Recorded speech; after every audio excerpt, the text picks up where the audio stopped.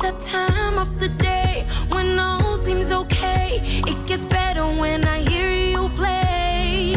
I keep begging for more emotions, they soar as you take me on that Lexus tour. When I'm going home, it's drive time on joy. Whoa. Lexus, take me home. It's drive time on joy. Whoa. Lexus, take me home. Whoa. Whoa. Lexus, take me home. Hi, this is Nana Window. Listen to Personality Profiles with Lexus Bill. Get inspired, get nourished, and grow to be the best that you want to be. Personality Profile on 99.7 FM. I love it. Hi, this is Mr. Simons. Keep listening to Personality Profile with Lexus Bill. This is the program that inspires you and brings you very close to your role models. Hi, this is Nadia Antano, Miss Ghana 2013. Keep listening to Personality Profile with Lexus Bill every Thursday at 7 p.m. on Joy FM and be inspired. Hello people, this is Rocky Dawouni and you are listening to Personality Profile on Joy 99.7 FM with my man Lexus Bills. This is the show that is meant to inspire you. This is the show that is meant for you to aspire to your greatest self. I'm Vera Kwakofi, Current Affairs Editor of BBC Africa. Keep listening to Lexus Bill on Personality Profile on Joy 99.7 FM. You could just be able to hear the best piece of advice that sets you on the course to success. Hi, my name is James Ebo-White, or everyone calls me Uncle Ebo-White. You know, what you'll be 5 years from now depends on only two things: the books you read and the people you meet. On Personality Profile, you meet the kind of people you need to meet to make your transition to your greatness. You want a program that would help you, inspire you, motivate you. Why bother to turn to other channels? Just stay here on Personality Profile and you get all the inspiration you need.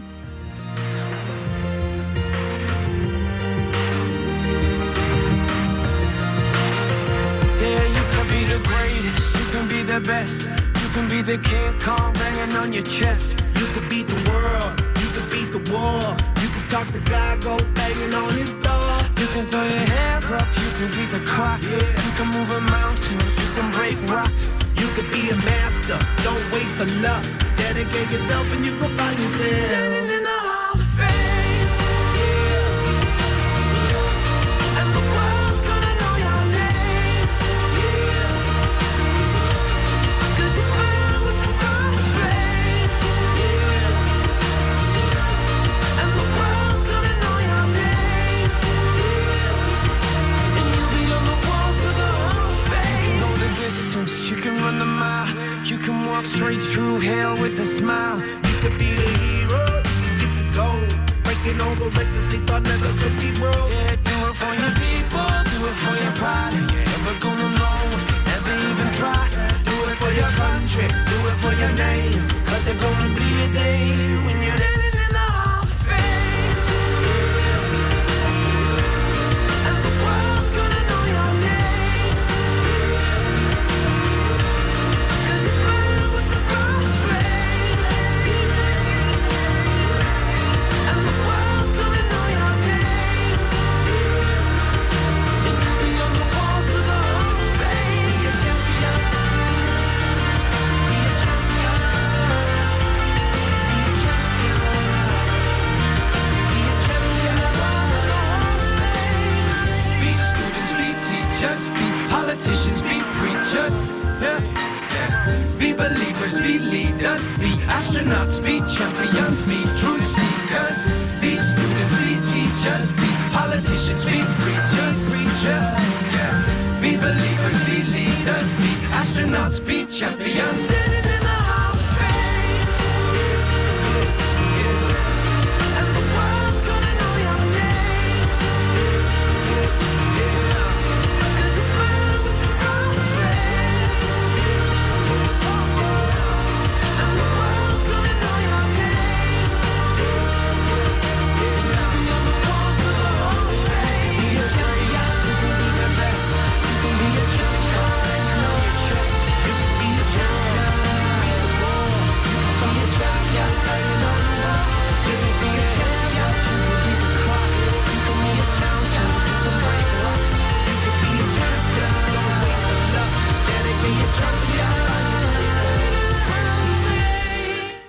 Absolutely. You could be sitting in the Hall of Fame and the world would know your name. You know, when you hear this song, it's time to sit down, grab a drink, and listen into a very enthralling conversation here on Personality Profile on Joy 99.7 FM. I'm Lexus Bill, and of course, I've taken a seat on my favorite Thursday evening program. Well, how you doing? How's your day been? It's been a good one. Well, sit back and let's make it better with a very, very interesting conversation with an amazing guest that I have for you today.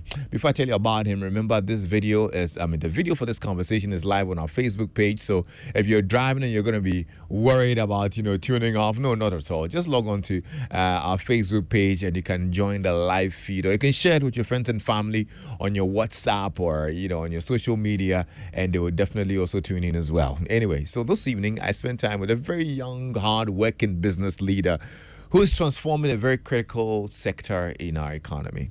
Yeah. He's a great man, very fun-loving person. I've personally been following closely what he's been doing, the innovations that he's doing with his team and securing strategic partnerships to help the real estate industry in Ghana.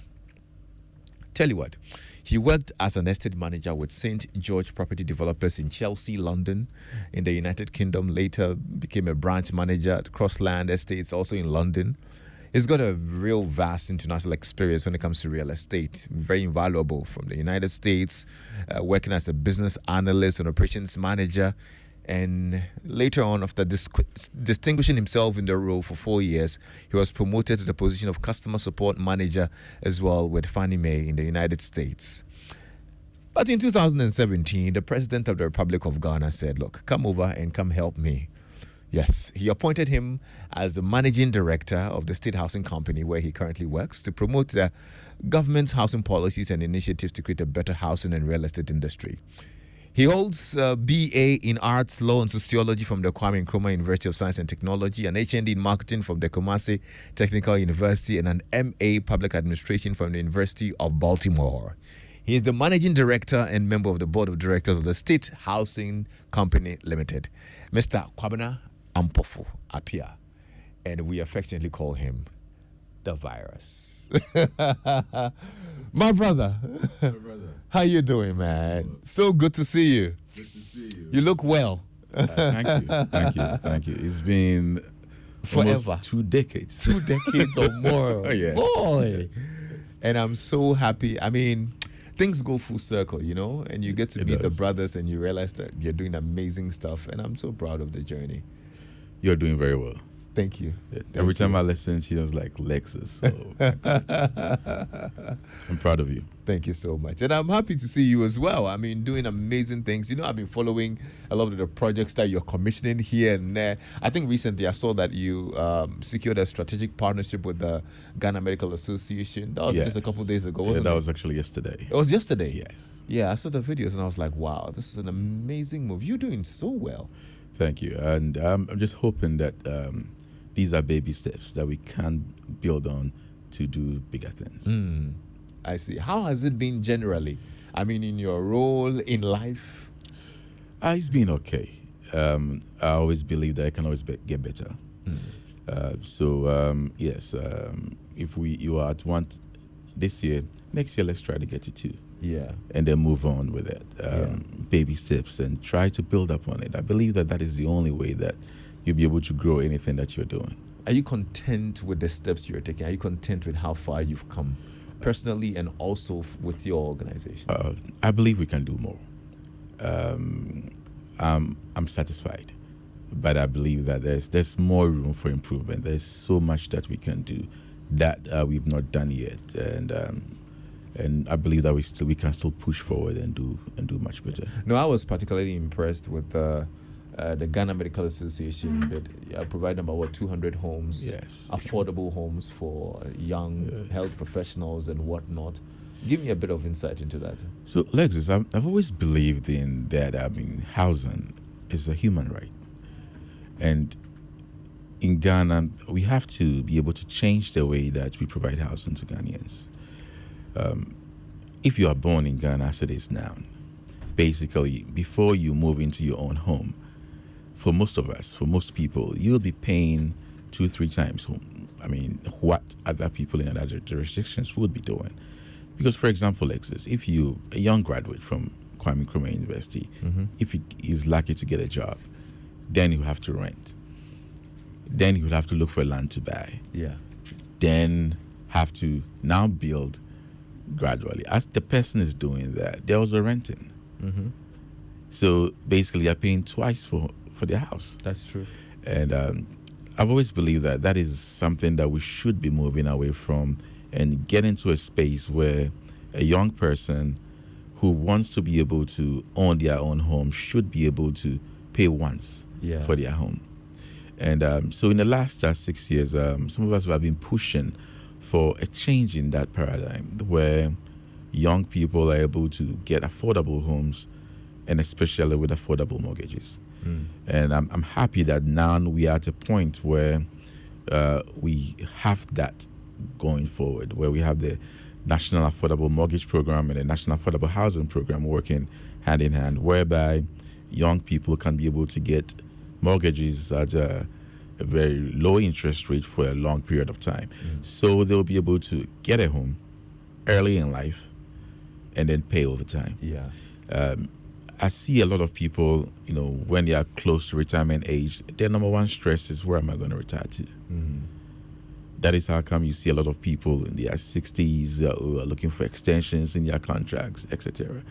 I mean, I've worked in countries where people 2-3 years before their retirement, they're actually writing that, can I retire early? Because they want to go home and enjoy what they've been able to travel the world when they were still young. But in our part of the world, it's actually the other way around. When you have people trying to reduce their age, they're trying to get it right for extensions, you could see frustrations in people's faces. And if you speak to them, mostly it's because of housing. Okay. And that is something that, if for anything, the last 6 years, I would say that being able to move away from that to actually start something like that is something that pleases my heart. It's something that gives me satisfaction. That at least, if we build upon it, we'll be able to have a better housing industry in this country. I'm sure you've had a very long day with work. Let me not switch you into work mode, because I know when you start firing work mode, I'm very passionate about housing. So if you go there, we will go there eventually. But let's get to know you a bit more. And really, that's the focus of this conversation, because some of us know how the journey maybe some part of the journey from Kumasi and whatnot, your friends and family in Kumasi. I mean, you're a popular guy in Kumasi. I mean, the Ashantis love you. Osekro loves you. So let's get to the story. Get to know a bit about you, your growing up and all. Were you born in Kumasi? Yes, I was born in Kumasi. I was born in Kofonochi Teaching Hospital in Bantama. Oh, okay. Actually, my mom at that time I was working with the Ministry of Health as a pharmacist. Okay. So we lived in Bantama Nurses Quarters. Oh, right. That was my first couple of years. Yeah. And then we moved to Denyame, just down the road. And then later on down to Santasi. Right. And that's where I lived till I moved out of Kumasi. Now I understand why you've quickly secured a partnership with the Ghana Medical Association. That did not really inform it, but I come from a medical family. Okay. Most people in my family are either doctors or pharmacists. Okay. We now have one nurse. So I come from a very medical family. I think that influence is probably from my parents, who are both in the medical field. So it is. I think I'm the dark horse. I'm the odd one. I'm wondering why you are not there, because I mean, Dr. Ampofo, what's up? So it's a long story. I think when I went to Pukuari school, and for my O levels I was doing science. That's because I was expected. I mean, everybody was expecting me to become either a pharmacist or a doctor. And my interest at that time was more into entertainment, in terms of event organization. Yeah. We use this every event that you see in Kumasi Happy Day. Don't make it sound too posh. Every party. Yeah, you can call it that way. So it was just a different. I think I was different. Of course, being the only boy also in the family at that time. Oh, you were the only boy? Yes. With how many girls? Two. Okay. So my little sister, she's a doctor. My big sister is. They're all in the science, following after my parents. So, being the boy, everybody was like, okay, he's gonna be either a doctor or a pharmacist. Yeah. And I remember the first time that I told my mom that, look, I don't think medicine is really my. You told her that? Yeah, I told her that. I was like, look, whether you like it or not, that's what you're gonna do. Wow. So it was kind of that was how it was then. Yeah. Going to the sixth form, I switched. At that time, it got to a point in school I was actually, because my interest wasn't there at all. Yes. But where did you pick that interest in entertainment from? A few weeks ago, I was actually discussing this back with my dad, and he was like, "Where did you get this from?" And I was like, "Look, it's not me. I think that even in my family, if you look at one of my uncles, even though he was, he did all the science and all that, he was still a DJ. Okay. My little sister, who's a doctor, she's the one organizing everything at the hospital now for them.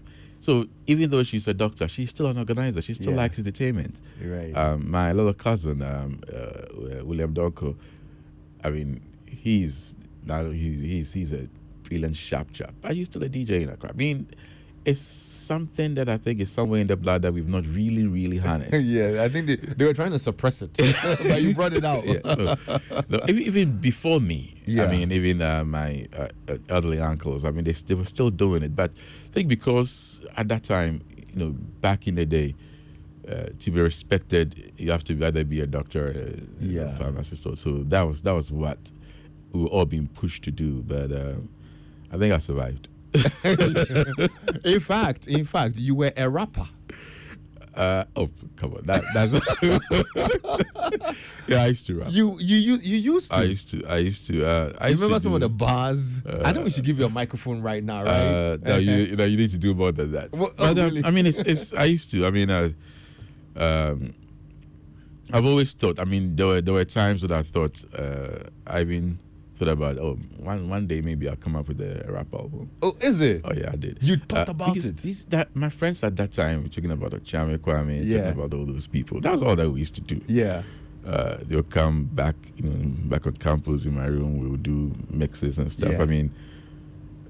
That was. You need to give us a freestyle. Honestly, this one. I need to maybe let's do that at the end of the show. At the end of the show, okay. We'll sign out with a freestyle because I know it's still in the blood and you're passionate about entertainment. I think it was just a couple of weeks ago that I saw that you met some of the musicians in Kumasi with His Excellency. Was it? Yes. The Vice President? That was the Vice President's wife. Samira Abao. Once in a while when I go back home. Yeah. I think that there's a lot that we can do to help with that, with the craft, with the entertainment industry in Ghana as a whole. And so I still keep in touch with especially my American boys. I think there's a lot that we can do. Absolutely. There's a lot of guidance that we can pass on. There's learnings that we learned along the way that I believe that we can support them coming up so that they don't have to relearn some of the experiences. No, I'm happy that people like you recognize that they need the support because they are doing a lot, especially the American boys, like you're saying. Oh yes. I think earlier this year the Grammys released the genres and there's Ghanaian drill in there, and these guys have been championing this for a little bit. Oh yes. So they need a bit more support to. They need the support. Yeah. They need the exposure. They need the guidance. Right. And I believe that and I'm not being biased, but I believe, when it comes to rap music, it's Kumasi. Oh my goodness, you're about to start a debate right now. A debate that I know Achame Kwame and Stone and the boys will be excited about. Oh yes. Because there's so much talent in Kumasi. There's so much talent. I mean, I worked, of course, on radio in Kumasi for a long time, and of course we helped harness a lot of the young people. So I know that how passionate they are about entertainment, about rap, about music, and the talent that's in Kumasi. So I totally agree with you. Yeah. And it's awesome, and I believe in that. And so it was during one of our meetings that it was a lunch meeting, and Samira Balmia happened to be in Kumasi. Yeah. I said, you know what, I'm with my boys, we want to pass over. She said, oh yeah, why not? I mean, she's a big fan of Asaka. Okay. So when I said I was with J Bad and all those, it was like, look, I'm coming. Wow. So she came. We had a very good conversation, and we are carrying on. And I believe that that's some of the exposure that people who are rap musicians in Accra might take for granted, but in Kumasi you don't get that very often. Yes, that's true. Anyway, was it during that era, your OWAS era, that you got the name Virus? Actually, it wasn't. That was a little bit after OWAS. Okay. It was chanced on by me with that. Every time that you don't like something, it sticks. Yes. The voice will put it on you. Oh yes. And now it's stuck. It's anyway, I like that. So after school, you literally told your parents that, look, this science thing is not working for me. Yes, and my dad, who's listening to us now, he agreed. He was like, look, it's not everybody that go for your passion. Yeah. But were you doing well in school? Oh yes, I was. Brilliant student. And exactly, and that's, I always say this, that the fact that somebody is getting all A's, especially the person is getting all A's in everything, it doesn't mean that the person has to be a doctor. Okay. The fact that somebody's doing well in school does not mean that this is where they're supposed to be. Of course, I mean, in nowadays, now it's a bit, their teaching now has changed, but you can actually take a book, chew everything, go and write an exam and pass. It doesn't mean that is your passion. Right. It just means that you can retain it, and that was the teaching at that time. And so yes, I believe. And my little sister, I always tell her that you could have been the best fashion designer, because if she's cutting pieces, you could see like such precision that she does it with. I mean, when we lived in London, she used to cut my hair. Oh. And I didn't go to the barber. She would. And she had no training. One day she just like, look, why are you spending money? I can do this. So like, have you done it before? He says, no, but I can do it. I can do it. And she gave me such a great haircut. And then saved you some pounds, man. It saved me a lot of money. So, and I say that, and she was like, well, maybe that's also because I also had to be a surgeon, because you use the same skill as in being a seamstress, as being a surgeon. So yes, there could be a lot of seamstresses and tailors who could be very good surgeons, but maybe because they didn't get opportunity. Yeah. The same way that there could be a lot of surgeons that they could have been good designers. Yeah, I know, absolutely. So that is how it is. So after school, what did you decide to do then? So after school, after KNUST, I moved to London. Okay. I moved to London. Before you moved to London, you worked in Multimedia Group Limited. Oh yes. And I really didn't even know this part of it, But at some point, you had a stint with Love FM. Yes, I did. Love FM in Kumasi. At that time, I was doing a lot of events. We had a number of event houses. Called Media A+, Jade Promotions, etc. Right. That were doing that time, rap competitions, rap shows. Okay. For example, every time I meet TikTok, I tease them that, look, I was the first person to put you on in Kumasi, so give me that respect. You are not proudful. But that was back then. So in the middle of it, I think Love FM started, and then that time was Marcus Bafaboni, who gave me a call one day and was like, oh, I'm with Love FM now, and we need somebody to help with events and promotions. Can you help? Can you come down? And so I went there. I met with Teresa, who's now with Charterhouse, Teresa Iwade, Edem Lumo, and all those. And then I ended up with Love FM for a while. Wow. So coming to Joy FM is actually a homecoming for me. Yes, it's a homecoming. Absolutely. Yeah. It's a very interesting story. Yeah. How was that period? It was I think that that time probably I learned a lot working with Love FM at that time. Probably more so than anywhere else. There was a fantastic team back then, and I mean, I made great friends. I mean, Edem is still a buddy. I mean, we still call him, and I had not seen or met Teresa in a while till a few months ago when we bumped into each other. Yeah. So it was a good learning experience. Great. And afterwards, you actually moved to London. Yes, I did. So in London, I started working in a real estate, and that's when I actually ended up being a real estate by accident. By accident, I was that time there was this shop on Bond Street called the HMV that sold CDs. And that was my passion. So looking for a job in London, that was the first place I went. that was actually the biggest music shop on Bond Street, close to Oxford Street in London. Okay. And so that was where I was working, and I met a gentleman there who happened to own a real estate company, and he gave me his number out of the blue at that time, because he needed some support, and I did help him there. So, and then he called me for a few weeks after. He's like, "Look, he never called." Yeah. He called you? And I said, "Oh yes, but you said I should call you when I need you. I don't really think that." And he's like, look, I have this business, real estate business that I want you. I'm like, I've never done real estate before. You're like, look, the way that you spoke to me, the way that you supported, I think you would do well anywhere. Wow. So that's how I come. And as a matter of fact, I mean, when I went to his office for the first time, I was in shock. I was like, look, wow. I had no idea this was where I was going. Yeah. I was coming. It was like huge sophisticated. Very, very sophisticated. I mean, and that's one thing that I also learned living abroad, that, rich and successful people don't usually come up in suits. Yeah. There's somebody who was a and just for the record, I'm the one in suit. He's not. I'm just saying. No, this is a multi-millionaire who came to the shop in tracks and some t-shirt all worn out, and coming to buy. That time I think it was he was trying to buy there's a white boy trying to buy a rap album. So I was like, okay, so which one should I? Because I think he was trying to impress a girl at that time. So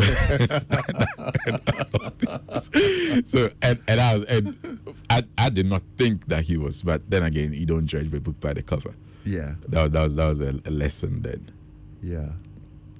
Wow. So from there I moved to St. George's. St. George's, they were property developers. They were developing along the Thames River in central London. But hold on there. So that first real estate experience, you hadn't worked in real estate before. No. And what role did they give you? So I started working there, they said, as a customer support person. Okay. The money was good, so I do it. Okay. Then it was like, okay, so can you help us do lettings? And in the UK, the lettings is actually selling homes. And so I said, yeah, fine, I'll do that. So, and I had no clue at that time in terms of even mortgages, how to sell homes. I had zero clue. I mean, I know that in Ghana, if you want to buy a home, you build it. You buy land, you build it. So that was a new experience for me. You look for amazing, and then you go along the way. So it was a different environment that I had to actually learn everything from the scratch. But that experience also taught me that it's not everybody who live in the UK who's rich or who's okay, because then my friend Henry Champon that I used to work with, he he loved this group of people that are called DSS. DSS meant people who the government actually had to pay for their housing. Okay. So these are people who basically, if the government don't pay for their homes, they will be homeless. Mm-hmm. So having that experience and seeing people who, like, oh wow, these are people who have the British visas, who have the British book, they we call it Red Book at that time, Yeah. who basically who are helpless. So that was also another, light bulb moment because that time when you were in Ghana, when you were in Kumasi, you think that once you get abroad, everybody is okay. Yeah. But then you have, that there's millions of people in the UK who are not okay. Mm-hmm. Mm-hmm. Who are not okay, and it's humbling, and it's not different when you move across the pond to the US. Mm-hmm. I remember my first walk in Washington D.C. and I saw people like begging on the street. I was like, I see Yeah. My colleague was like, look, there are probably more homeless people in Washington D.C. than in the whole of Ghana. Yeah. And so it was also another, light bulb moment that it's like, okay, so where the environment that you are in, you have to take advantage of it and make good use of it. Otherwise, you could be anywhere, but you could still be, you could still not be okay. Interesting. Well, if you're just joining in, this is Personality Profile here on Joy 99.7 FM, and this evening I'm spending time with the Managing Director of the State Housing Company Limited, Mr. Kwabena Ampofo Appiah. We call him Virus. And he's got a very interesting life story. Now, you moved to the UK a bit, spent a bit of time in the US, studied in the US as well, right? Yes. I think you did public administration at the time. Yes. And now from the science, you went into real estate and you are now in public administration. What informed that choice, of course? So it actually, I decided to do public administration, I think it was somewhere in 2009, 2010, when one of my mom's very good friends, she's Dr. Dosia Saka. I was actually going to do an MBA, and then she was like, "Look, you seem to be very interested in politics. Mm. You seem to always have an opinion about everything that's going on. Mm-hmm. Why don't you do public administration rather than an MBA?" And like at that time, I did not even know there was a course called public administration. So I started researching it, and said, okay, and I found it very interesting. I found it, so I decided to, let me see. But at what point did the love for politics come in? I think politics has always been, I've always had the love for politics. I mean, I did student politics back in my day at KNUST and even at K Poly. And so it was something that I've always been interested in. Yeah. But I've always been the advocate person. Okay. I've never been the person who is want to be in leadership in politics. Back in when I was in the university, I mean, almost all my friends always like, you would never ever contest for anything, but you're always in everything. I'm like, well, I'm here to make sure you do the right thing. Yeah. And I'm interested in the politics, but I was never ever interested in being in the political leadership per se. And it's something that I still struggle with. It's not something that I'm... So at the point that you decided to pursue public administration, you were certain that, look, I'm getting into politics full time. Not really. Not really. It was more about curiosity than anything else. I wanted to understand how politicians think. Okay. That was what drove me into it. I wanted to understand why certain things happen.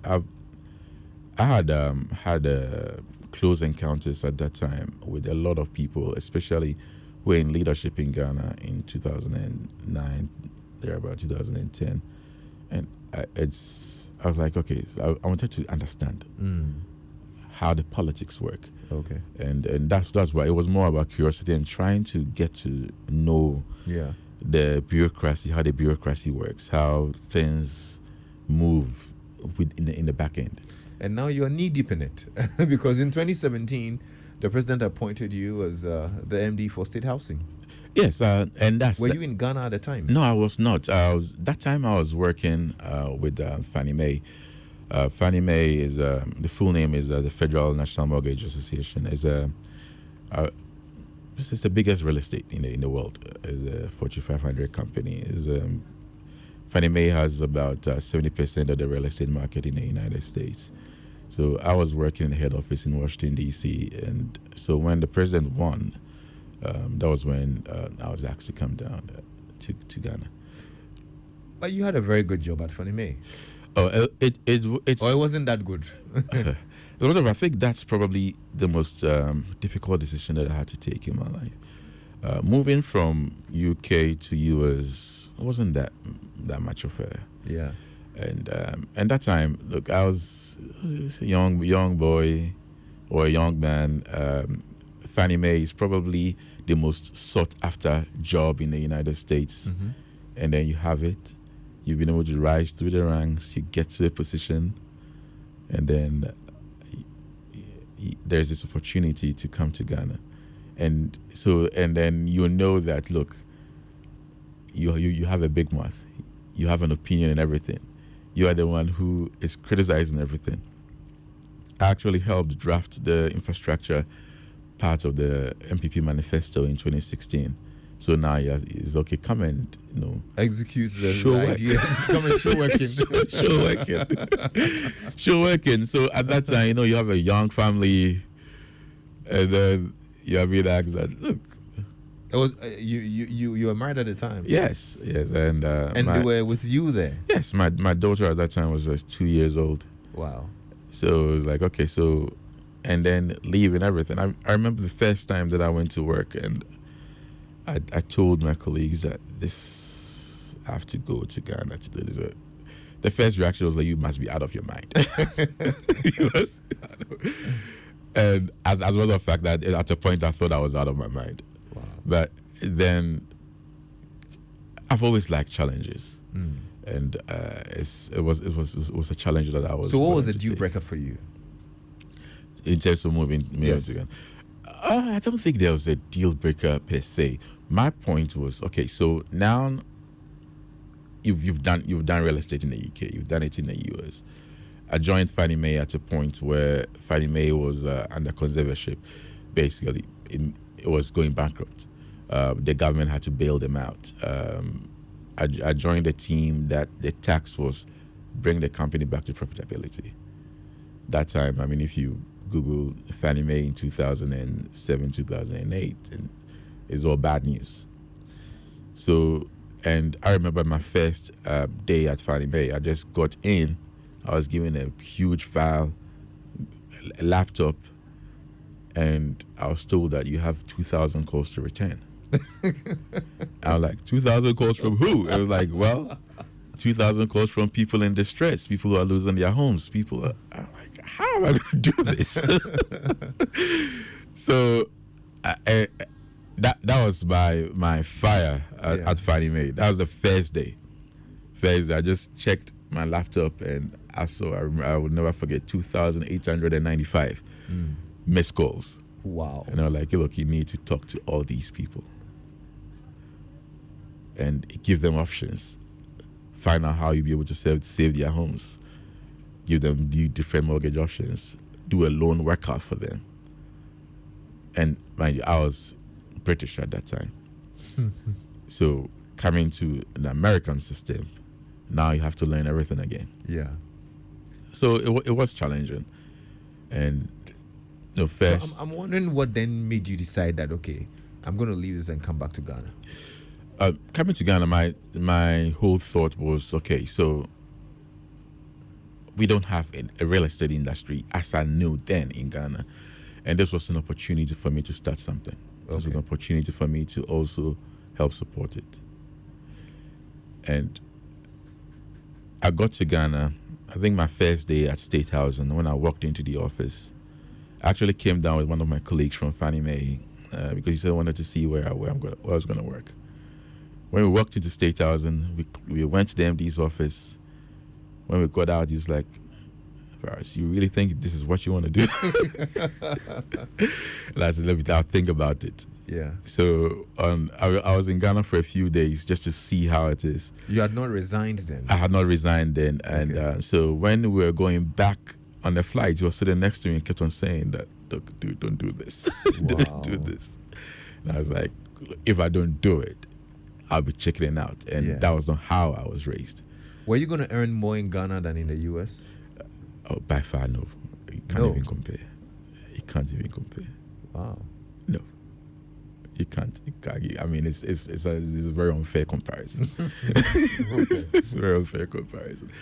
But I like the challenge, and yes, it wasn't an easy conversation. Having that conversation with my family, having then now moving back to Ghana, to basically start life all over again, and it was also it was a humbling experience. What was the biggest challenge at State Housing when you took over? Lack of systems. I was used to, working in an environment that the systems work. When I got to State Housing, I was like, okay, so we don't even have work emails. We don't have working internet. I was told that, you don't even have. There was no technology.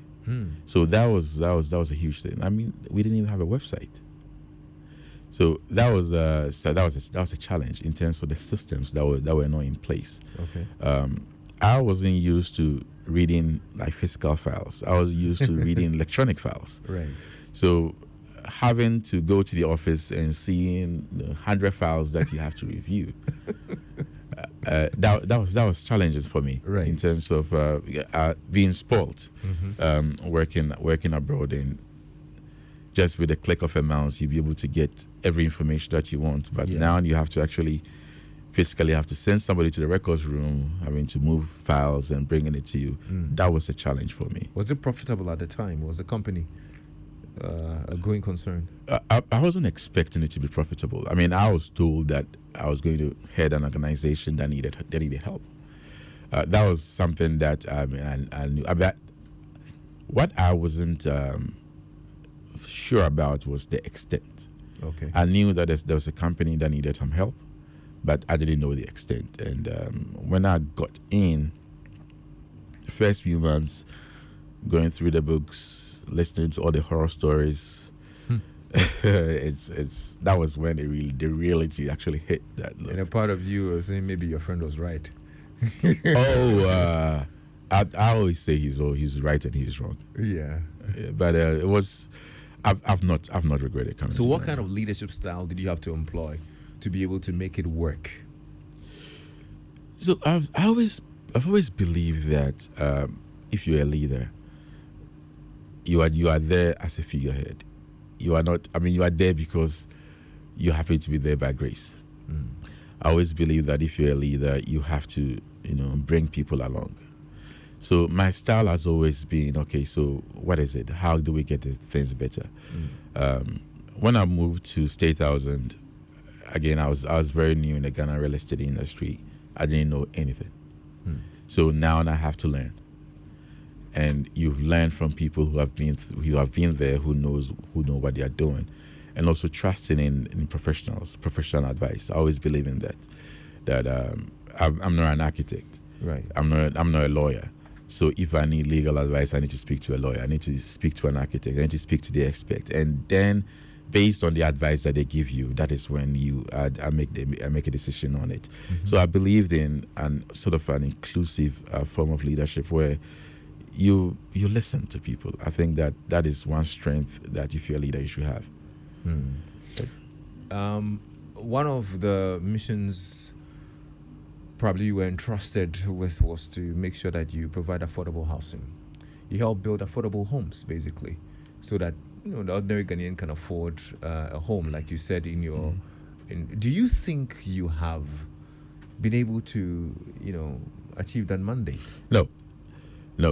We've had some successes, but I don't think we are there yet. And to get to the point that I believe that we would be there, there's a number of things that have to happen. And I started with having a credible mortgage, for example. And then we'll be able to make homes affordable. Because Lexus, if you are to buy, I know you, I mean, you are rich, but calm down, brother. If you are buying a home for, say, 1 million cedis, and then you have to pay it within 3 months or even a year, that is not affordable. Yeah. But if you have a home of even 1.5 million and you are to pay it over 30 years, suddenly becomes affordable. So I've always believed that homes, I don't believe in compromising quality. Our definition of affordable housing, especially in Sahara Africa, is low-grade, ugly homes. I don't believe in that. I believe that people should be able to live in a home where they want to retire in, not living in a home that they will think that in the future I'll get rich and buy another home. The way that I believe that we should make homes affordable is actually having a credible mortgage scheme that people will be able to have a longer time to pay. Now with the National Affordable Mortgage Scheme, it's up to about 25 years to pay. We are making baby steps there, and I say we've not achieved that because still the interest rate is of around 12 to 15%. So the interest rate is still high, so it still affects that for affordability. So as it stands now, you'd say that your homes are not affordable.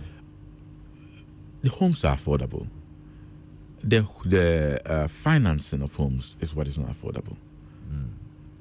I mean, we are building homes that are, if you look at the pricing that state housing have compared to the market, I mean, it's about something about 50% in other areas. I mean, in Attendant, for example, homes that we are selling in Attendant, if you look at the market in that area, our pricing is about 60% less than the market. You would say it's affordable. I mean, yes, the price is good. But for homes to be affordable, I don't just look at price. Okay. I look at how is the person able to buy it. And the way to do that, apart from the incomes going high, we also have to have credible mortgages. Because that is what affordable housing is all about. It is not building a home that is 10,000 cedis. That is affordable housing. If you focus on just reducing prices, you would also be reducing quality. So and that does not make an affordable housing program. For an affordable housing program, it has to have the two components: one at the supply side, building at a relatively okay price, and also the demand side, people being able to have access to mortgages. To me, that is key to affordable housing. Otherwise, we could be running around in circles. Because Lexus, look, it's not everybody who can even buy 100,000 or 50,000 city home in Ghana. But I believe that if you give the person the avenue to be able to source the funding for it, even if the home is 500,000, they'll be able to afford it. At that point, we would say we are doing affordable housing. Otherwise, we'll just be running around in circles. Anyway, I need to commend you. You've done a good job. I think earlier this year as well, there was a short cutting for the 800 unit project, right? Yeah.